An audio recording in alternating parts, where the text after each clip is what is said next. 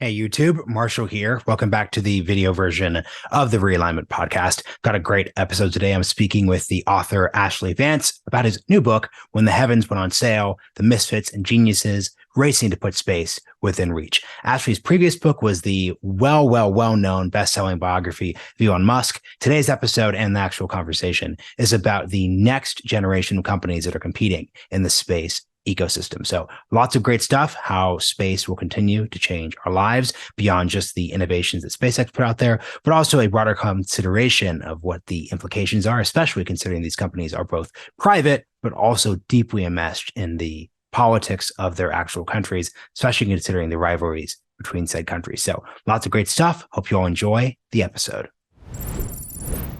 Ashlee Vance, welcome to the Realignment. Thank you very much for having me on.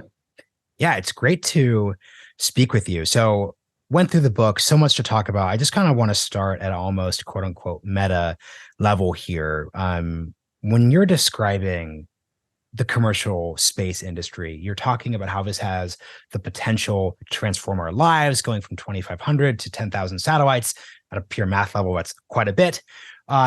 But you are also coming at a time in the discourse when lots of folks have had a lot of promises from technology. We were promised metaverses. I've interviewed Matthew Ball. We were promised like Web3, like lots of good faith, very exciting people have offered a lot of promises. But I think the audience to a certain degree is somewhat jaded.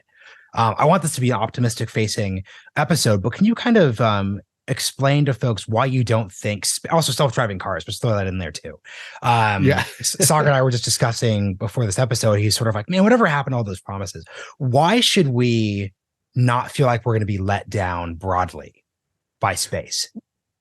Yeah, well, and so my book sort of posits this thesis that we're very much in this era of commercial space. This sort of 60, 70 years of government controlled space is over. And I have to say, I mean, part of what I write about in the book is like nobody knows for sure if this is gonna work. So I just want to couch my statements a little bit in that, there's a bit of a gamble here as we build out this new infrastructure. But what we are going to do is make a go of it. And so, you mentioned 2,500 satellites to 10,000. I think, the numbers are actually looking like 100,000 to 200,000 satellites. So like in all of space history, we had only put up 2,500 satellites. In the next like 10 or 12 years, this is just going to grow exponentially. And so the pro case on this is that we are building what I describe as like a computing shell around the planet. And it's going to be full of communication satellites. It's going to be full of imaging satellites. And if you just take those two buckets alone, with the communication satellites, half the world today cannot be reached by fiber optic cables. And so you've got like 3.5 billion people that are just not really able to participate in the modern economy like everybody else. And with the imaging satellites, for the first time ever, we're a company called Planet Labs that I write about in the book. They take many photographs of every spot on Earth all the time. This is not really like espionage, although it can be used for that. It's more like this real-time accounting system for human activity on Earth. And we're going to be able to understand our planet like we've never been able to understand it before. I mean, these satellites already today can count every single tree there is, the biomass in the tree, how much carbon dioxide gets sucked up. In the Amazon, they're spotting people doing illegal deforestation like the second that it happens, and it's getting stopped. And so I just think we're heading into this era where we're going to understand our planet much better than we ever have been able to do before. We're going to be able to put some like math and metrics behind things like carbon credits and a lot of this climate change stuff. And then we're just going to have this more connected world. And yes, there's downsides. Like you will never escape the internet again. Like whatever mountaintop you're on, you're going to be connected. But I think we are building like if you think about the dot-com build out during the 90s, I think we're building like the next step in human sort of technological evolution, and that there is a lot of good that comes with it. So many interesting things to pick up on. Let's pick up on the 60 or 70 years of government leading being over. The realignment is like a broad like policy and news show. So I'm like always thinking about um, global trends, and a global trend would just be the return of great power conflict and the fact that an era of like peaceful globalization is effectively coming to an end. So from my standpoint as like a think tank fellow who focuses on foreign policy, I would say an environment that's more around great power competition is one where government's probably going to get more involved in.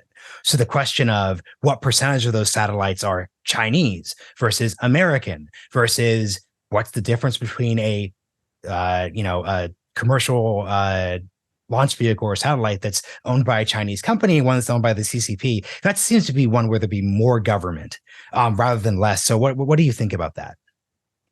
Yeah, I get where you're going. I mean, I wrote this book because I don't think people realize what's already sort of transpiring and what has happened. I mean, you know, for almost all of the history of like the space age as we know it, it has been this national, this thing that countries do, and only a handful of countries do, and they have all the power. And I mentioned Planet Labs and their imaging satellites. I mean, in the past, who has imaging satellites? It's the NSA and the CIA and China and Russia, and they are the ones who are telling us what the truth is about what's happening down below. And now this startup, Planet Labs, has more satellites than any government on Earth. Anybody can go onto their web browser and log in to this service and pull these images. And, I write about a couple things in the book. During the last presidential election in India, for example, in Kashmir, India, as sort of a show of power during the election, had bombed a Pakistani military encampment, and there was this dispute, like, did the missile hit or did it not? And India said it did, and the Pakistanis said no, it missed, and it was like this huge conflict. It turns out Planet had images because they were photographing everything all the time, and they could show that this missile missed, and the Indian government tried very hard to suppress these images, but Planet is sort of, they're kind of quite an idealistic company, and they said no, we're going to put the truth out there. And so you have this shift of power, sort of like in the early days of the internet, what it felt like, where yes, it's a company that has this power, but it's not just three governments telling us what's going on. At the same time, well, I mean, this is a huge question. It's really interesting. Like, if you look at Ukraine as well, right? Yeah. I mean, like Elon Musk and SpaceX are essentially have the power of a nation state there. Starlink was used to connect the Ukrainian military and still is throughout this whole war. The Russians tried to take out their communications infrastructure. Sorry. No worries. We edit, so there's no problems. I'm sorry. Let me shut all these things down. I forgot to. So I'm really sorry about that. Okay, I'm going to jump back in Ukraine. Yeah. You look at somewhere like Ukraine and what SpaceX's Starlink system did. The Russians tried to take out Ukraine's communication system early on. Starlink has been this fabric that's let the country keep going. Elon's threatened at times to like take Starlink away. It's too expensive, and then giving it back. I mean, a government could not replicate what Starlink is doing right now because SpaceX has more satellites than any government. So we're at this really interesting time where the companies are kind of racing ahead. These governments are getting their traditional powers going away. Russia, its space program very quickly is collapsing in the face of competition from SpaceX and others. And so, to your point, I mean, I think we are in for sort of a pretty chaotic run over the next 10 years as we see sort of how this balance shakes out. But the status quo that's been in place for all this time is over. That is such a fascinating way to put it, especially at the end, just when you're describing, look, a government can't do what SpaceX and Starlink are doing. I guess if I'm sitting in like at the Geospatial Intelligence Agency, which is part of the broader US intelligence community or the Russian or Chinese equivalents, I'm saying I need that equivalent right now. So I guess that's what it's just like. It's interesting, like action and Well, reaction. So you kind of said it very much like, well, governments can't catch up. I think governments are thinking. Let me put it this way: is SpaceX's dominance a technical feat or is it a will feat? As in, like, if government wanted it enough, they could replicate that number of launches, and then there'd be more parity. How do you think about that? I mean, like, technically it would be possible for the government to do it, but they were trying to do this for decades. DARPA, was funding.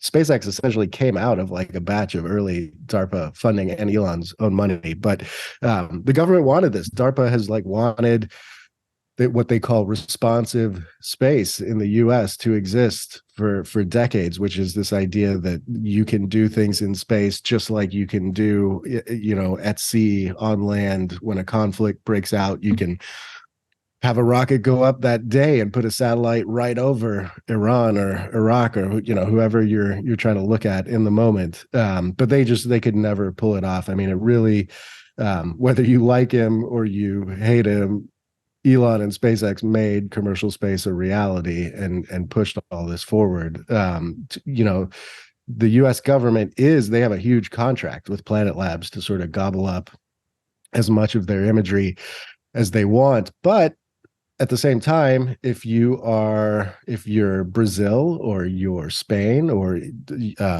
pick your country where you don't have the money or the inclination to send up tons of your own satellites, you don't have to anymore. You could just dial in to planet. So, there's a leveling of the playing field a bit with all of this. And you cover Silicon Valley, so I'm not telling you anything you don't know already, but a big narrative over the past few years is that, especially in the post iPhone, post Facebook, or at the start of that era, companies just go through their like idealistic phase and then they stop being idealistic. So Facebook, we're connecting everyone. Oh, wait, that causes problems. Google, just don't be evil. Okay, we're going to like remove that as our tagline, et cetera, et cetera, et cetera. And they reckon with the world. So when you describe these commercial space companies as idealistic, do you see a version of this like idealism to realism to, let's say, national government pushback going on in the equivalent categories? Oh yes, yeah. I mean, I called the book "When the Heavens Went on Sale" for a reason. The company we've been talking a bit about, Planet Labs, they're the most idealistic by the nature of the founders of the bunch, and I sort of start the book with them to sort of show some of the origins of this and the hopefulness. If you go through the book, it's kind of four different stories, and you things where we start and where we end gets quite different because this is a business now, and that's what I wanted to write about. I mean, Silicon Valley has taken over space. It comes with a lot of the good, all the things you mentioned, that often accompany the arrival of new technology. And then, like, my point in the book is that now space is like any other business, and as you go through the book, things start to descend into chaos and geopolitics and everything pretty quickly. I don't think people realize that like every space story you probably ever seen or read is like our best and brightest pilots are saving someone courageously, or it's a room full of MIT's smartest people at NASA solving. So it's always courage and bravery and intelligence. It's not rocket science. It's like what I try to show in the book is that commercial space right now is a business like any other. These companies they do have, of course, a few MIT PhDs in there, but there's a lot of welders from Texas and ex-military people and people from car racing. I mean, this is like, it's not this idealistic sort of pursuit that it used to be. This is regular business. And so, yeah, no, I mean, things are going to get weird. Very weird. You said this is like any other business. a couple times. But once again, as someone who covers the Silicon Valley, you know this, the thing that makes Silicon Valley unique is it's leveraging technology and, the venture capital model and, different rates of return. That's what differentiates, a brick and mortar company from a D2C company, whether or not that model even works, right? So I guess my question is, what are the differences? And also it's hardware. So it's in that weird space where it's Silicon Valley, it's tech, but it's also hardware, which is different than just like a B2B SaaS company. So could you place space tech and commercial space within the pantheon of Silicon Valley investment categories? Yeah, I'll try to answer this a couple of ways. I mean, one is that in that 60 years of government control, things really didn't change much at all. Like if you go back to the Apollo era, the rockets were quite similar. If you go to like a rocket launch site, you would be shocked. I mean, most of it looks like you've gone into the 1970s, not like the 2040s. I mean, it was all quite antiquated, and so from a pure tech standpoint, I mean, what's happened now is finally, after all these years, we're sending, I call it sort of like taking Moore's law to space for the first time. Like we have, instead of having military grade technology that was tested 30 years ago, we're sending up, the latest of like consumer electronics, chips, radios, every imaging systems, everything into space now. So finally, space is sort of caught up. And most of these satellites that go up into low Earth orbit, people will be probably distraught to learn they only sit up there. We're sending up thousands of satellites that are only going to sit up there 3 to 5 years. These are like disposable satellites, and so they come back to Earth. Hopefully, they burn up in the atmosphere, but then a new batch goes up with ever newer technology. So from that sense, and everything binding that together is software and AI that's analyzing all these images, and so you do have this modern tech. I will say, even though this is like regular business now, and I'm arguing that, there is like the prologue of my book is called A Shared Hallucination, because the space, it hasn't proven to be very profitable yet. We're investing hundreds of billions of dollars into this. Nobody knows if any of these business models for sure work. There is this like allure, these centuries of mythology around space. This sort of like rockets are probably like one of the worst businesses you could possibly be in, but everyone wants to do it because there's like this sex appeal of having like a rocket and all the fire and the noise that goes with it. So there's like this irrationality to the actual business behind this. Quick pause. People are kind of searching. Could you explain why it's a bad business to be in the sense that there are big contracts, there's commercial need, but why is this a bad, especially, let me put it this way, post 2008. So post, like it's been proven you could do commercial space. Like I get if it's the 1990s and everyone's telling you guys, this literally just can't be done, don't bother. But now that this is proven to be doable, why is this still a bad business, quote unquote? Well, and I should, I should refine this statement. Like rockets are a bad business, satellites are a great business. That's where all the money is. So if you're actually providing a service, that tends to be this quite a lucrative business. It's the actual the rocket part, the transportation. It's a very, even like SpaceX is by far the world leader at this now. Nobody knows if the rocket part of the business is actually profitable, and almost all of the value of SpaceX, which it's a private company, but as investors are putting money into it, is around Starlink and its internet service. That's fascinating. So I guess the question is, this is probably something you point out very directly, is that a lot of the energy for this story is caught up in the various billionaires engaged. So the story of Musk, Bezos, Branson, et cetera, et cetera. And this story is a different story. This is the Wild West. I guess the question of the rocketry and the reusability is an example where these stories could intersect. But where do the stories depart? So where does the probably conventional understanding of this being a battle between billionaires differ when you actually look at the companies you're profiling? Yeah, I mean, I purposely, I'd written a biography of Elon and had my fill, and then I wanted to. You'll let Walter Isaacson take over after this point. And I saw all this frenetic activity taking place. It was all just so fascinating away from them.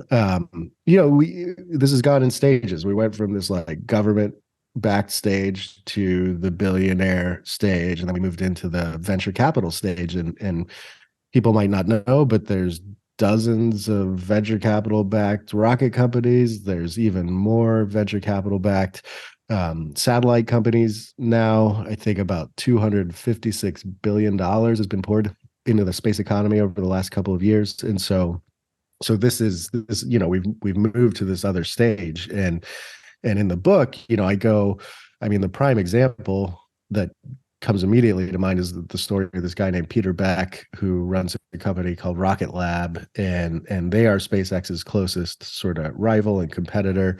Oh, This is a guy. not Blue Origin.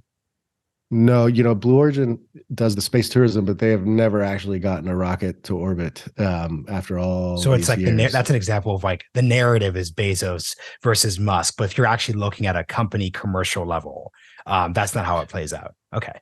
Yeah, there's SpaceX with like hundreds of launches and Rocket Lab with dozens. And I'm talking about taking like satellites, not humans, which Mhm. Blue Origin also cannot do. But there's like SpaceX, Rocket Lab, and after those, there's all these sort of hopefuls that have only done one or two flights. And Rocket Lab is based in New Zealand, and this guy Peter Beck did not even go to university. He did like a apprenticeship at a dishwasher maker, and then a government laboratory. He's just like this possessed sort of genius engineer, and New Zealand has no aerospace history, no talent to pull from, no industry set up to sort of back this. And he built a rocket company in more or less the middle of nowhere. And it's this huge example of like how far we've come. I mean, this used to be it's like a government had to be like, we're going to make a rocket and dedicate the next 20 years to this mission.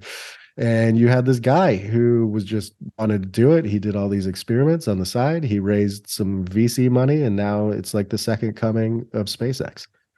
Something I worry about as someone who's excited about the space, just like the zero interest rate phenomenon dynamic. To what degree is investing in an exciting but unclear return category like this? To what degree are the recent economic troubles in Silicon Valley going to hamper investment? It's gonna be fascinating. Like when COVID first hit, I thought a ton of these space companies were going to go out of business because money was going to get tight, and they are like the most speculative of all businesses, so they'd sort of be the first to go. But then, as we know, sort of a funny thing happened, and money got free for a while, and then we had all these SPACs, and the space companies were some of the biggest beneficiaries of the SPAC sort of trend. Like there used to be no public space companies, and during that wave, about a dozen of them went public. They raised hundreds of millions of dollars. So they're all sort of living off of that cash. Some of the ones who didn't raise are already, really up against it. I think we're at this period where there was like this kind of Cambrian explosion of rocket and satellite companies. And, like only a couple are going to kind of make it out of this first wave. And then there's going to be a big sort of return to reality. But I think we've already learned a ton of lessons. I think there's going to be like the second go at it because a lot of things are trending.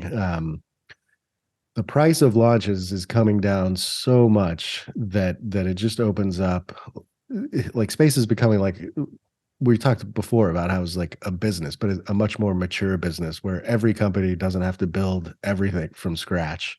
And so more people will be able to make more attempts at this over time. And we're already, we're moving. Things have been like tourism, imaging, communications, but like in the next couple of months, we're going to see the first space manufacturing happen. There's a company called Varda that's based in Los Angeles. They have these little capsules that do pharmaceutical manufacturing and microgravity. There's molecules have sort of different properties outside of the bounds of gravity, and they're going to try to make medicines and then send them back to Earth. Like this is the first sort of step of a whole new class of experiments that are going to take place. Yeah, listeners, I know you hate when I break the fourth wall, but I've interviewed Delian, the co-founder from Founders Fund, a couple of times. So check the feed if you want to learn more about VAR. It gets really wonky, but it's a really fascinating example of how categories you just wouldn't think of, like pharma, um, by space, mixing together. Something that what I love about Silicon Valley history are just these like fascinating like metaphors, right? And if you think of your point around like lessons learned from this boom, like think of just the, in Great Britain in the 1840s, they laid down all the rails, the industry like went bust, but what actually mattered was that the Brits had a rail system, and then long term that was a really important thing for the Industrial Revolution. Same thing is true in the 1990s. The dot com bubble burst, but you still have broadband everywhere. So I guess what I'd first ask you is, was there an equivalent over the past 10 years since 2008 that maybe companies could have rode off of and could fuel the next wave? I think we're actually like in the middle of that right now. I think we're in that .com, like we're kind of like in 1996 of the consumer internet. I mean, we're doing the equivalent of laying the fiber and building the first sort of wave of data centers, and that's what's happening right now. So like from 1960 to 2020, we put up those 2,500 satellites. That number doubled from 2020 to 2022. So like all of human history, and then that number doubled. It's going to double again this year and the year after Sorry, and and after. quick question, because as you pointed out, they're staying aloft for 4 to 5 months. Are there 2,500 satellites all at the same time, or is there just a total? If we just add them up all together, there's been 2,500. No, well, so they stay aloft for like 4 to 5 years. The Yeah, like in sorry, months wouldn't 2020, make that's a really bad business. in 2020, there were about 2,500 satellites in low Earth orbit. That's not like the sum total that had ever been made, but that it was like a pretty consistent number. It didn't change much. Yes, some of those would deorbit and be replaced, but it was always kind of like hovering between 2,000 and 2,500 for a very long time. And now we've doubled that number. And yes, like some of those are being replaced, but that's also kind of like just a pure addition of satellites, and that same addition is going to happen again. So the next follow-up question is then, I know that lessons, quote unquote, are difficult, especially as we're in the middle of the story. It'd be hard to say, hey, like it's 1996, Netscape. What's the lesson? But like, since there have been like failures and successes, like what would you say are just like, we just know this, or this is a takeaway you could have if you're a founder or a VC getting into the space? Well, I mean, the most fascinating thing to me, and it's kind of like a frustrating one, is that, you know, beyond like the imaging and the communications and some of the science, like nobody can really has a very clear answer on what, I hate the phrase killer app, but that is like what everybody's searching for is like, what are we going to do next that's going to make a lot of money there? And, the whole thesis here is like, okay, we've changed the cost of what it takes to get to space. We've made it possible so that you can do all kinds of new, interesting things up there because now we can use consumer electronics. And it's like, okay, now a bunch of people are going to try a whole bunch of ideas and something's going to work and turn into this big business. And we're going to need like even more rockets and more satellites. This is a lot of people think this is just kind of like the start. I find it like incredibly unsatisfying that if you ask Elon Musk, if you ask Peter Beck, if you ask all the leaders in this field, like I've never found one that really can tell me exactly what this next thing is. I mean, there's like a hunch that is like the manufacturing sort of part. So I don't know. It's going to be an equally unsatisfying answer to you. I don't know that we have like huge lessons yet, only that this commercial space idea that people were like pining after for decades is real now, and now we actually get to see what happens when business instead of government gets up there. So that leads into another question, which is help. So obviously government's still there. Obviously there are still missions, but just we can now bracket where it used to be just total. It was all government 100%.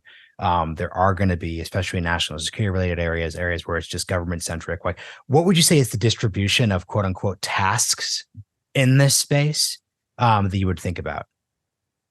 Well, government is still huge, right? Just like for all the reasons you outlined, and they've been big backers of SpaceX, of these satellites, all of that. And really, like DARPA, the military, sort of NASA helped make a lot of this possible. Like, so all that's still going on. But to give you an example, if we talk about just that 2,500 satellites to 5,000, almost all of that extra 2,500 satellites is SpaceX and Planet Labs. So there's like none government in that half. Like sort of like the all of this kind of additional hardware is in most of it is in the commercial sector, and the government's kind of like trying to figure out where it's going to play and what it's going to do and all this. So the the race has begun. So Amazon, they want to compete with Starlink, so they're trying to send up about 14,000 satellites. China wants to put up its own internet constellation. Europe wants to do the same thing. And so, you see very quickly that like the industry far outweighs the government assets up there.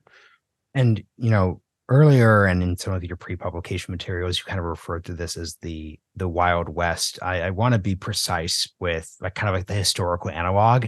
Like, are you actually saying this is the Wild West, or like, is this, the 16th century and their joint stock companies and Queen, I forget my British queens. The Queen is sending, privateers and Drake and everyone out, or are we laying down the railroad in like the 1870s and there are all these like, 1870s IPOs? Like, how should we understand like the comparison of eras? It's funny that you pick those two examples, because that's like exactly sort of the two spheres I think about it. And Wild West of space is probably like an awkward phrase that I've kind of gotten stuck on anyway, but it's the way I feel. Evocative. I get where. I mean, we are at like that explorer stage of this in a lot of ways. It's people amassing a big pool of capital and telling someone to run off and see what they can explore with their rocket or their satellite. But I don't think, again, that like people realize I think you think of space as this very regulated, almost like static, controlled sort of business, and there's a bit of that, but people probably do not know. A couple of years ago, there's a company that makes very, very, very small satellites, and the U.S. government forbade them from launching them because they didn't think we could track them, and they launched them anyway on an Indian rocket. And this was like the first illegal satellite launch that anybody knows about in history. In my book, I tell the story of this company called Firefly, which was acquired by a guy named Max Polyakov, who was a OBGYN turned software magnate turned rocketeer. He's like a very larger than life, hard drinking, hard living character. He's a wonderful guy, but I mean, this is as far as from like MIT PhD as you could get. This is just like a wild man with a rocket, who ends up getting thrown out of the country by the U.S. government. And so, it's this mix. It's this mix of setting out to explore, but also like a bit of like barely controlled chaos behind all this. Something I wonder, whenever you talk with anyone in the commercial space category, you speak to founders like Delian or VCs, there's a lot of just dunking on NASA. Right. And the public facing part of space. I don't just mean dunking in the sense of like, we never should have had this thing. And, big government sucks. Just like these guys had this opportunity and they just blew it for 20 to 30 years. So we stepped up. Now that we've had 10 plus years of like private development, what do NASA people say? Do you kind of like when you talk to them, like, because the whole narrative in this space is just shit talking them basically. What do they say in response to all of these big? And I'm not saying you're doing that, but it's just like whenever you talk to a founder, it's basically like the elephant in the room. What do they say to this? Yeah, well, I mean, it's like a mixed bag for NASA. I mean, in a lot of ways, they helped push a lot of this along. At least, NASA sort of like split up into factions, and one was like Elon and commercial space are terrible. They'll never be able to do what we do, and we're going to stop them at every turn, and we need our money to fund our projects. And then this other part of NASA was like, no, no, no, we got to work with these guys. This is kind of the future. And obviously that side won out, and NASA's still kind of like recalibrating to what that means. The worst part about NASA is that, like its budget is controlled by the government, and it's essentially sort of like run by people in Congress. There is obviously a NASA administrator, but this agenda gets set by what these politicians want in their states and what they want to fund for Lockheed Martin and Boeing, and that all still exists, and is just like what is totally holding it back. We have this example where NASA has been building this giant rocket called the SLS that cost $50 billion to make, and SpaceX and Blue Origin and others are making rockets for a fraction of that cost. And so I think NASA just needs to it needs to like get with the times. It's done a lot to help some of this along, but it needs to like just bail out of all the stuff these commercial companies are doing, and I think get back to like its original sort of mission of doing the hardest, deepest space type things, Non-commercial, not fundable.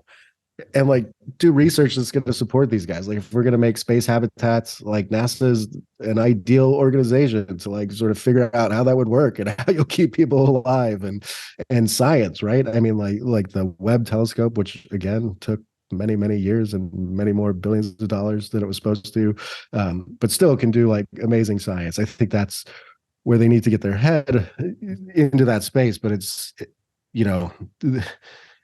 a little sad. Like in my book, I write about the NASA center in Silicon Valley called NASA Ames, and this amazing guy named Pete Worden who took it over, and he totally revamped it and turned it into this kind of like unconventional counterpunching NASA center, and tons of these commercial space startups grew out of that. And like the second Pete left, it just returned to the way it was, and so so we need change.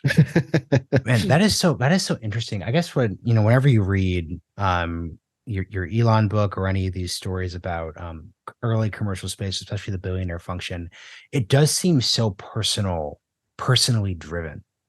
There's an individual in an industry. Like how do you think about that? You mean like for the commercial guys? Just oh no, sorry, not personal motivation. Just like think of the way you told the Silicon Valley Ames Center story. Like there is this guy, and and I'm not saying this is a fallacy. I guess is the basic answer is that like, do we need to have more structures that is fixing NASA or fixing these problems about like empowering individuals, changing structures? Like, what's the lesson you take of the way we tell that story? I mean, I hate to say it, there's so much I love about NASA, but I mean, there's parts that I think it's just unsavable at this point because it's just so wedded to like political money and all these like decades of tradition. I mean, it's like just like almost like an arm of the same sort of military industrial complex, and Pete Worden, he was almost fired like 19 times as he was trying to just sort of save the country money and try new ideas that all turned out to be correct. He was trying to make a lunar lander for $20 million instead of $400 million. And he had to like, basically, I write about it in there. He had to keep it secret in this shed so that like nobody would see it and shut it down before they could finish. And because another way of stating that is $380 million in funding that wouldn't go different places when you articulate it that way. Like it was almost like free for NASA, and there were still, politicians, elements within NASA that they tried and did shut it down, and he would hide it again and just keep trying. So, I think as the commercial space industry takes off, I mean, it almost feels like it's like inevitable that NASA will have to change eventually, because it's just like, what are you guys doing? We've already got 10 of those over here. We don't need another one. I think it'll just take a long time to sort of get there. So for these last few questions, I'd love to hear, especially because this is very much a story of the non-Elon, Branson, and then Jeff Bezos founders. Like, what is the like archetype for a successful commercial space founder? Because the three I listed, I mean, Richard Branson's complicated in terms of like where his money comes from, but like sticking to Elon and Jeff Bezos, the answer is you made money during the 1990s tech boom, and you're deeply passionate about this space, and you have the ability to fund potentially decades of failure. Is a quick way I'd tell that. So that's a successful model for a if you're a VC in the mid 2000s, search for those dudes and kind of go from there. Then I guess the question is, if it's the 2010s, like, and we're not talking about those billionaires, like, are there any rhymes, archetypes, et cetera, that kind of fit there? I mean, it's a funny question. I don't know, I don't know that there's a common thread like in the book where I have these sort of like four different sections. I tried to show that like there were four different archetypes, driving each one of these people, and that their motivations were all sort of different. Planet had kind of this idealism, we're going to save the world with this imaging.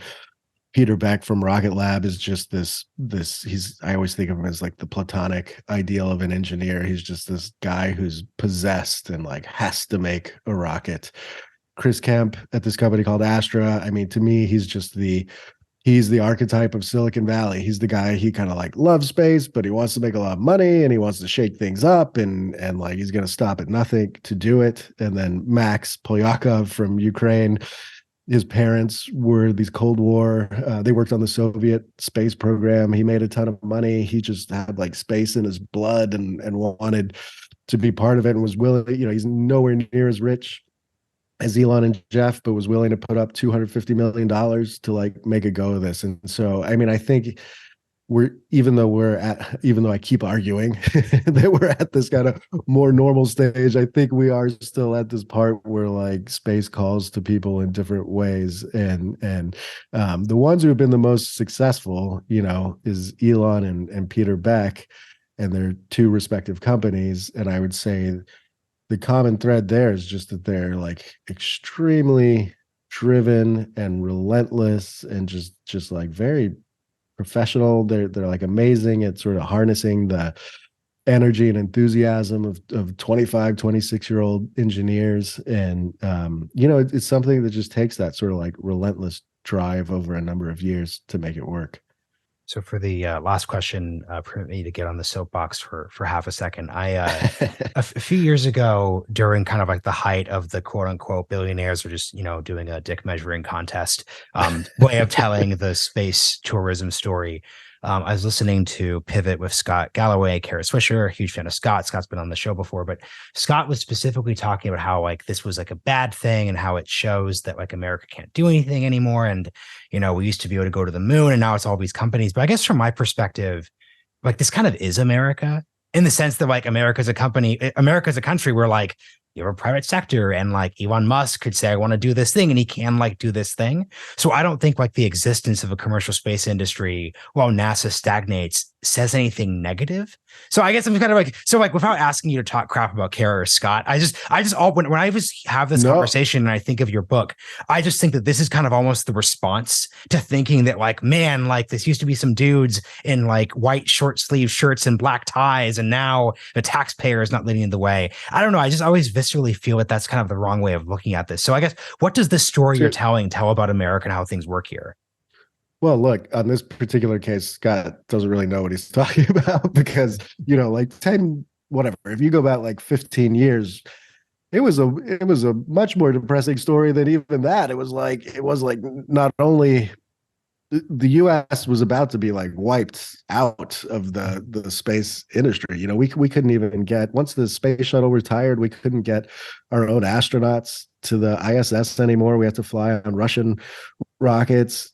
Lockheed and Boeing used Russian engines to send up American spy satellites.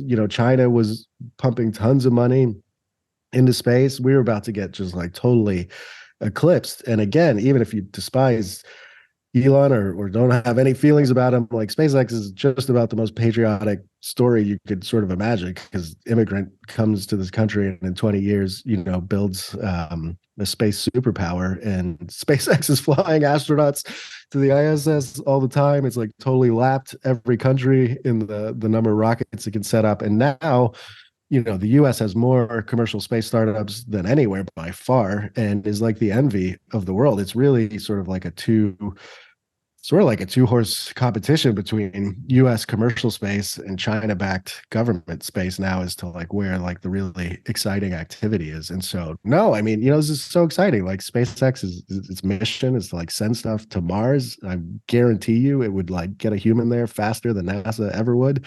And so no, I mean, I think he's wrong. I think we went through this kind of like fallow period and through a bit of like luck have come out the other side in a pretty sort of like ideal position.